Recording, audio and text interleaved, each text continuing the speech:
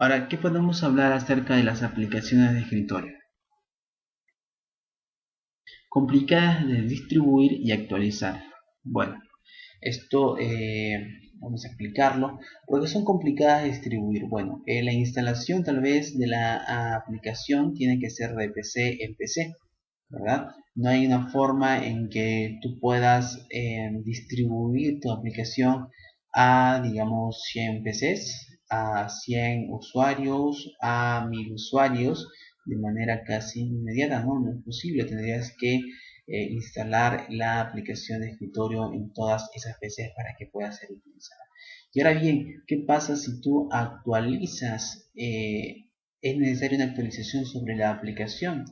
Eh, Te das cuenta que ya es un poco más complicado, es un poco más complicado la distribución y la actualización de las aplicaciones de escritorio. Bueno, esto puede ser tomado como un punto negativo, ¿verdad? La experiencia es rica al usuario, sí, porque las aplicaciones de escritorio tienen un mayor número de controles, ¿verdad? Por ejemplo, tienen cajas para seleccionar fechas, ¿verdad? Para seleccionar rangos. Esto era, hasta hace tiempo, eran estrictamente de aplicaciones de escritorio. Pero como vamos a ver, la web evoluciona, aparecen las aplicaciones RIA que empiezan a obtener lo mejor de cada uno de estos paradigmas, ¿no? Tanto en las aplicaciones web como en las aplicaciones de escritorio. Productividad al programador. Bueno, eh,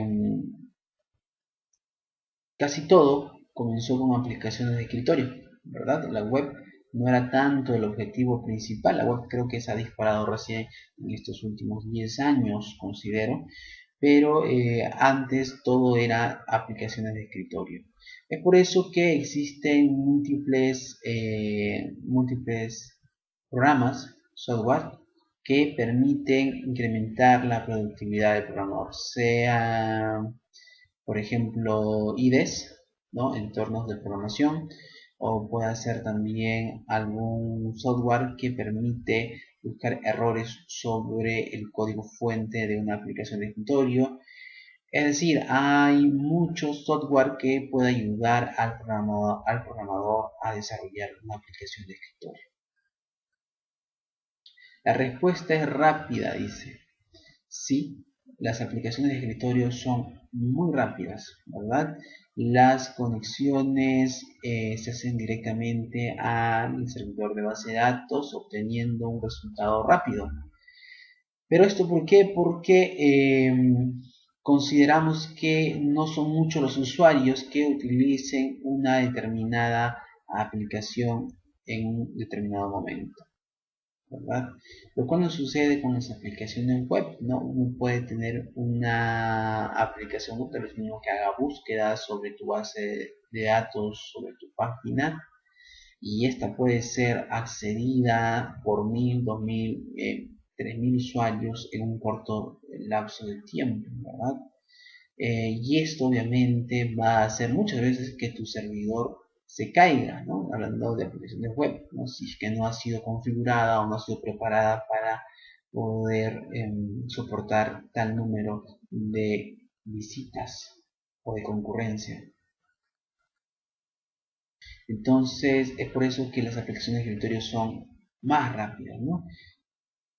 Y otro punto es el trabajo fuera de línea. Esto, en este caso, yo puedo considerarlo tal vez como un punto negativo, ¿no? Las aplicaciones de escritorio normalmente no tienen la necesidad de conectarse a internet porque todas, bueno, estoy hablando de las aplicaciones de escritorio convencionales o tal vez típicas, ¿no? Eh, Porque normalmente una aplicación de escritorio se conecta directamente a un servidor, ¿no? De datos o un servidor donde esté la base de datos que normalmente se encuentra en la misma empresa, ¿no? Se encuentra en la misma empresa y no hay mayores complicaciones con eso, así es que no tiene necesidad de estar en línea la aplicación de escritorio. Entonces, si nosotros hacemos una unión de ambos paradigmas, ¿qué es lo que saldrá? Pues una aplicación RIA. Entonces, como decíamos, las aplicaciones RIA juntan lo mejor de ambos paradigmas. Por ejemplo, una aplicación RIA le da una mejor experiencia al usuario, ¿no? Pues empiezan a existir nuevos controles, incluso muchos de ellos ya empiezan a formar parte del estándar de la web, ¿no? Del HTML. Es fácil de distribuir y de actualizar. Las aplicaciones ricas de internet usan lo mejor de los dos mundos, ¿no? Usan ambos paradigmas. Tiene una respuesta rápida al usuario, ¿verdad? Esto obviamente es logrado a través de consultas asíncronas. Puede trabajar fuera de línea también, ¿verdad? Es multiplataforma. Ahora, ¿por qué tomamos esto de trabajar fuera de línea como una ventaja o como una característica de las aplicaciones RIA? Pues, ¿qué pasa si tú tienes tu aplicación web, ¿verdad? Y estás editando algún contenido. Este contenido, y justo cuando vas a presionar el botón de enviar, ¿no? Y justo cuando vas a empezar a presionar el botón de enviar para terminar tu actualización, la sesión se cierra, ¿verdad? Se cierra y tú no puedes hacer absolutamente nada, y toda la información que has estado metiendo y que no has guardado se va a perder. Igual pasaba antes cuando uno empezaba a crear un correo electrónico, ¿no? ¿Se acuerdan? Uno empezaba a escribir un correo electrónico, cuando querías dar a enviar sucedía un problema y sencillamente todo lo que habías escrito se desaparecía. Las aplicaciones RIA pueden también trabajar sin internet para luego sincronizarse, ¿no? Y actualizar la información. Esto es una gran ventaja. Como decíamos, las aplicaciones RIA crean una nueva experiencia para el usuario, no una experiencia más rica. Esto hace o implica hacer un uso de nuevos conceptos en la web, ¿no? Como les decía, controles ricos de ingreso. Empiezan a existir en la web selectores de fecha, deslizadores o rangos, ¿no? Ingreso de texto con formato, el drag and drop, y seguramente muchos otros más, ¿no? Los selectores de fecha, ¿no? ¿Se acuerda? Bueno, tal vez a nosotros nos es un poco más común ver este tipo de controles, pero tal vez para un usuario promedio, un usuario normal o alguien que recién entra a este mundo les pueda parecer un poco raro. Pero obviamente nosotros que estamos al tanto de esto vemos que esto no aparece de la noche a la mañana, sino es más bien un avance, ¿verdad? Y lo sabemos reconocer. Un selector de fecha es un control que te permite seleccionar una fecha determinada más fácilmente, ¿no? Y evitar la digitación directa. También tenemos los selectores de radio, ¿no? Los selectores de rango, ¿verdad? Que permiten deslizar un control, ¿no? De izquierda a derecha o vertical o de manera vertical, ¿verdad? Arriba abajo, y ir seleccionando un determinado valor, ¿verdad? Esto simplemente son mejoras. Es decir, nosotros bien podríamos haber puesto un campo de texto y ingresar el valor que nosotros queremos, pero se crean estos nuevos controles para mejorar la experiencia del usuario. Y como les decía también, muchos de estos controles empiezan ya a formar parte del estándar, ¿no? En HTML5, por ejemplo, ya existe un control de rango, ¿verdad? Pero ¿cómo es así que estos controles nuevos empiezan a formar parte del estándar, ¿no? ¿Cómo así se ganaron esa posibilidad? Pues, como les dije al principio a través de estos videos, que siempre es por la necesidad, ¿no? O por el uso también. Muchos de los usuarios empiezan Se sabe que muchos usuarios utilizan este control, así que simplemente empieza a formar parte del estándar. El drag and drop, ¿no? Si alguno tal vez no tenía bien en claro qué es esto se refiere a la posibilidad de arrastrar elementos, ¿no? De un lado a otro.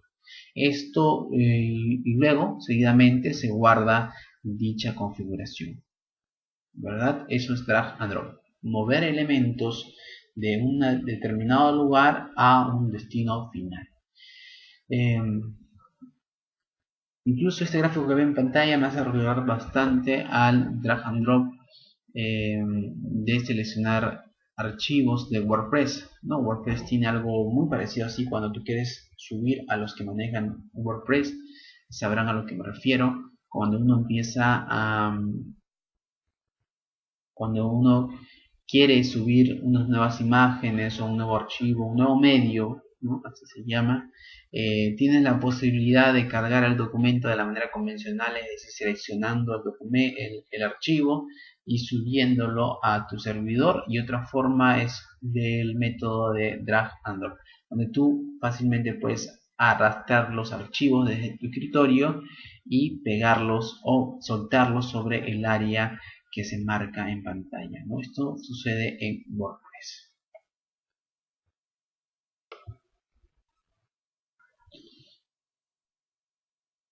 Otra de las características que les dije era la capacidad offline, ¿no? Lo que permite que la aplicación web pueda seguir funcionando sin una conexión a internet o al servidor, pudiendo luego sincronizarse. Bueno, es eso, ¿no? Es la posibilidad de una aplicación de sincronizarse luego de haber perdido una conexión a internet. Es decir, el usuario no se ve limitado o no se ve obligado a dejar de trabajar. Puede seguir trabajando o puede seguir editando su archivo, y una vez que vuelve a la conexión a internet, pues la aplicación tiene la capacidad de sincronizarse, ¿no? Hacer una sincronización con tal vez la base de datos del servidor para guardar la información que se ha creado luego de la interrupción, ¿no? Que ustedes puedan crear una aplicación RIA que tenga esta característica ya han hecho bastante, ¿verdad? Por ejemplo, tenemos el Google Docs, ¿no? Si se corta el internet, ustedes pueden seguir trabajando, y una vez que se conecte a través de internet, la información es actualizada en la nube.